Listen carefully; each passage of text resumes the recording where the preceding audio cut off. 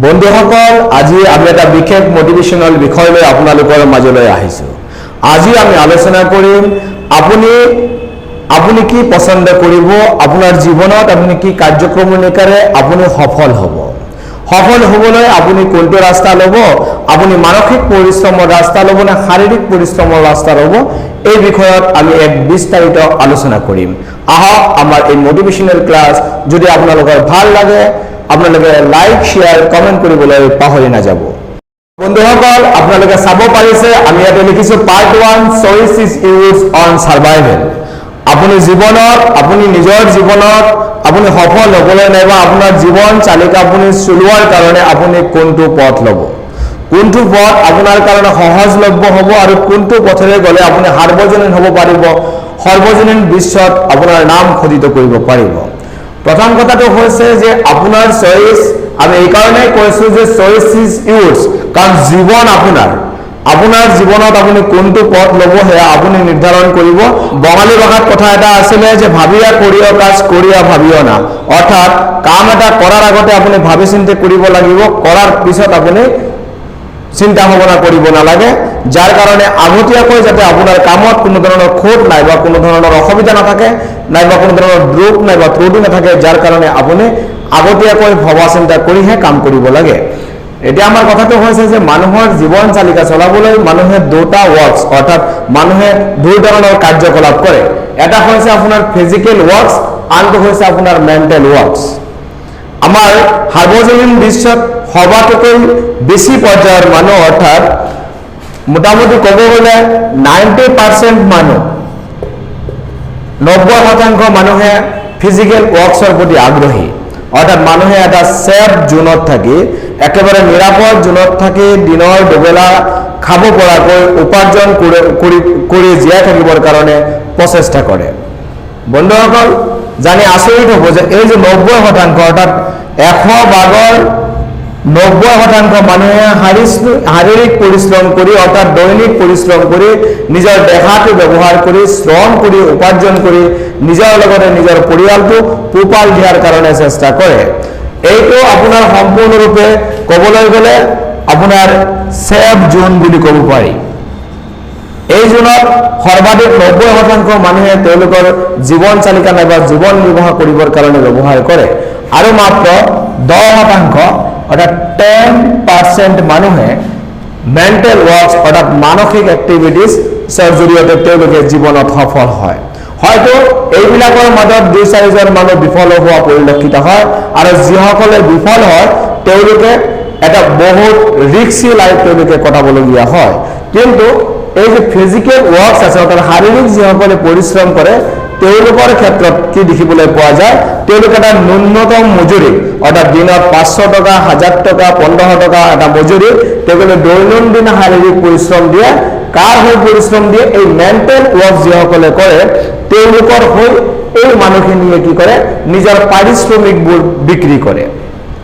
এতিয়া কথাটো হৈছে যে এই দুটাৰ মাজত ইমান ডিফাৰেন্সিয়েশন কিয়? আমি প্ৰথমে কৈছো এইটো সম্পূৰ্ণৰূপে সেফ জোন যিটো ফিজিক্যাল ওয়াৰ্কস, আৰু এই যিটো মেন্টাল ওয়াৰ্কস ইয়াতে আপোনাৰ আছে হাই ৰিস্ক কিন্তু আপোনাৰ অপৰচুনিটি আপোনাৰ যিটো সুযোগ ওলাব, এই সুযোগ যেতিয়া ওলাব তেতিয়া আপুনি পাব গোল্ড পাব,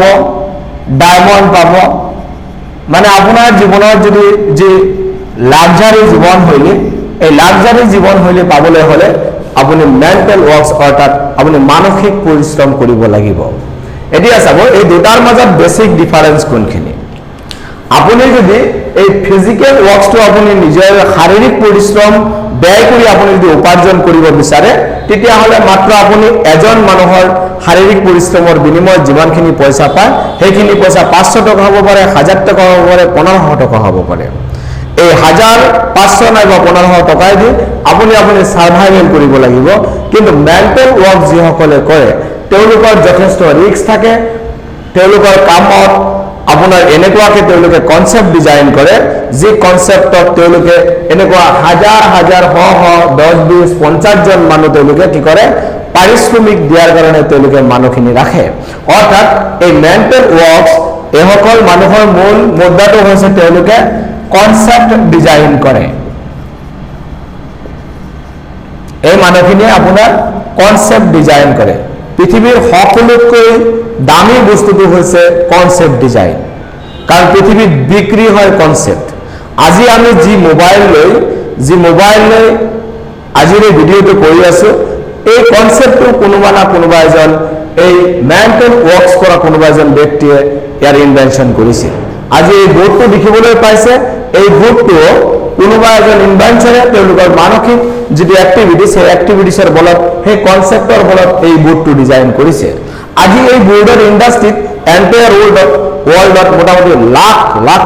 মানুহে শাৰীৰিক পৰিশ্ৰম দি তেওঁলোকে এটা সেফ জোনত থাকি ইনকাম কৰি আছে কিন্তু তেওঁলোকে লাইফত সফল হ'ব পাৰিছে তেনেকুৱা নহয় না তেওঁলোকৰ লাইফত কোনো লাক্সাৰি লাইফ আছে না তেওঁলোকে মানুহক কৰ্মসংস্থাপন দিব পাৰিছে না তেওঁলোকে নিজৰ বাবে বেলেগৰ কথা চিন্তা কৰিব পাৰিছে আজি যিসকলে মেণ্টেল ৱৰ্কছ কৰে আমি এটা সৰু সৰুকে এক্সাম্পল দিছো আপোনালোকে ফেসবুক দেখিবলৈ পায় আপোনালোকে হোৱাটছআপ একেবাৰে সহজত কৈছে হোৱাটছআপ নাইবা আপোনালোকে গুগলৰ নাম শুনিছে আপোনালোকে ৰিলায়েন্সৰ নাম শুনিছে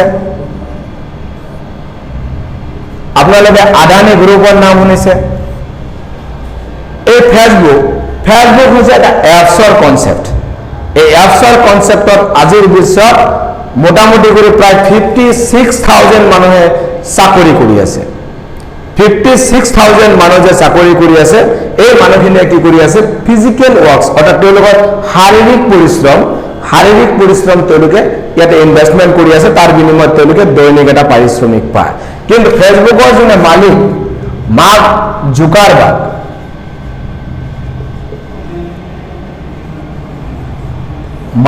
জুকাৰবাৰ্গে কিন্তু সেইটো কৰা নাই মাৰ্ক জুকাৰবাৰ্গে কি কৰিছে ফেসবুকটোৰ কনসেপ্টটো ডিজাইন কৰিছে আৰু সেই কনসেপ্টটো ডিজাইন কৰি এন্টাৰ ওয়াৰ্ল্ডত সেই এপছটো সাৰ্ভাইভ কৰিছে যাৰ কাৰণে তো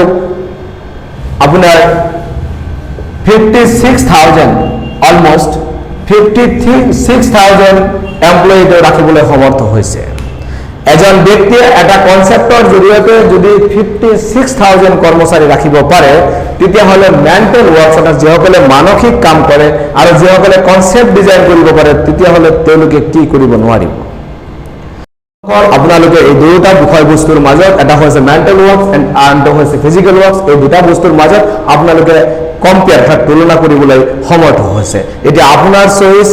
চইচ ইজ ইউৰ্ছ যে আপুনি কোনটো পছন্দ কৰিব আপুনি ফিজিক্যাল ওয়াৰ্ক পছন্দ কৰিব না মেণ্টেল ওয়াৰ্ক পছন্দ কৰিব হেয়া আপোনাৰ পছন্দৰ ওপৰত নিৰ্ভৰ কৰিব আপুনি ডালি ভাত মাছ ভাত খাই এটা সাধাৰণ জীৱন অতিবাহিত কৰিব বিচাৰে নে আপুনি লাক্সাৰি লাইফৰ কাৰণে হাই ৰিস্কত গৈ হাই অপৰচুনিটি পোৱাৰ কাৰণে আপুনি মেণ্টেল কনসেপ্ট আপুনি ডিজাইন কৰিব মেণ্টেল কনসেপ্ট আপুনি বিক্ৰী কৰিব বিশিষ্ট অৰ্থনীতিবিদ আদাম স্মিথে কৈছিলে where there is no risk there is no chance to gain অৰ্থাৎ য'ত আপোনাৰ ৰিস্ক নাই ত'ত আপোনাৰ কিছু পোৱাৰ সম্ভাৱনা নাই তো আজিৰ ভিডিও এইখিনিতে এৰিছো ধন্যবাদ BeLink Tax Consultancy, reliable consultancy of GST registration and GST filing by well-experienced chartered accountant and company secretary. It also offers all services of income tax file registration, income tax refiling, company registration, farm registration, GMC trade license, NGO trust foundation registration are done at a very low cost. Further 12A and 80G registrations softened for NGOs. Our address: Barua Complex, Hatigaon, near Goodluck Residency, Guwahati 38. Phone number 8,638,420,352.